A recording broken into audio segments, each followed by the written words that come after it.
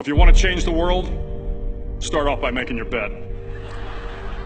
If you make your bed every morning, you will have accomplished the first task of the day.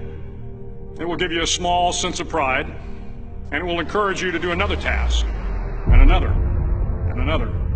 And by the end of the day, that one task completed will have turned into many tasks completed. Making your bed will also reinforce the fact that the little things in life matter.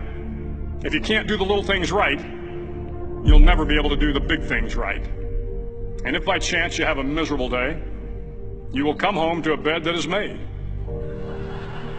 that you made. And a made bed gives you encouragement that tomorrow will be better.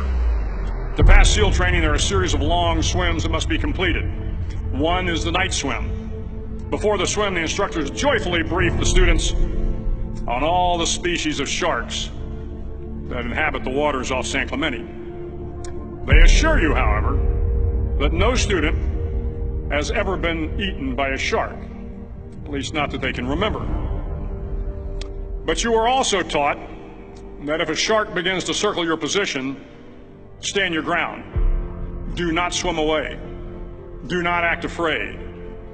And if the shark, hungry for a midnight snack, darts towards you, then summons up all your strength and punch him in the snout, and he will turn and swim away. There are a lot of sharks in the world. If you hope to complete the swim, you will have to deal with them. So if you want to change the world, don't back down from the sharks. Over a few weeks of difficult training, my SEAL class, which started with 150 men, was down to just 42. There were now 6 boat crews of 7 men each. I was in the boat with the tall guys, but the best boat crew we had was made up of the little guys, the Munchkin crew, we called them. No one was over 5'5". The Munchkin boat crew had 1 American Indian, 1 African American, 1 Polish American, 1 Greek American, 1 Italian American, and 2 tough kids from the Midwest. They out-paddled, outran, and out-swam all the other boat crews. The big men in the other boat crews would always make good-natured fun of the tiny little flippers the Munchkins put on their tiny little feet prior to every swim. But somehow these little guys from every corner of the nation and the world always had the last laugh, swimming faster than everyone and reaching the shore long before the rest of us. SEAL training was a great equalizer. Nothing mattered but your will to succeed, not your color, not your ethnic background, not your education, not your social status. If you want to change the world, measure a person by the size of their heart, not by the size of their flippers. The 9th week of training is referred to as Hell Week. It is 6 days of no sleep, constant physical and mental harassment, and 1 special day at the Mud Flats. The Mud Flats are an area between San Diego and Tijuana where the water runs off and creates the Tijuana Sloughs, a swampy patch of terrain where the mud will engulf you. It is on Wednesday of Hell Week that you paddle down in the mud flats and spend the next 15 hours trying to survive this freezing cold, the howling wind, and the incessant pressure to quit from the instructors. As the sun began to set that Wednesday evening, my training class, having committed some egregious infraction of the rules, was ordered into the mud. The mud consumed each man till there was nothing visible but our heads. The instructors told us we could leave the mud if only 5 men would quit. Only 5 men, just 5 men, and we could get out of the oppressive cold.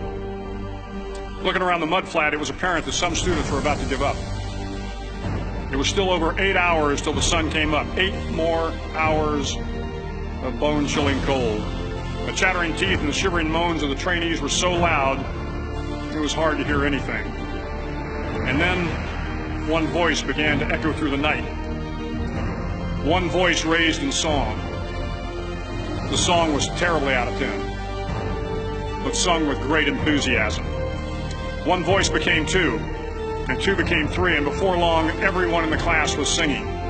The instructors threatened us with more time in the mud if we kept up the singing, but the singing persisted, and somehow the mud seemed a little warmer, and the wind a little tamer, and the dawn not so far away.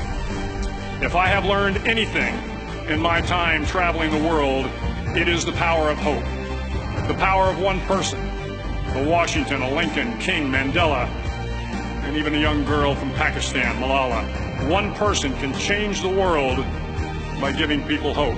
So if you want to change the world, start each day with a task completed.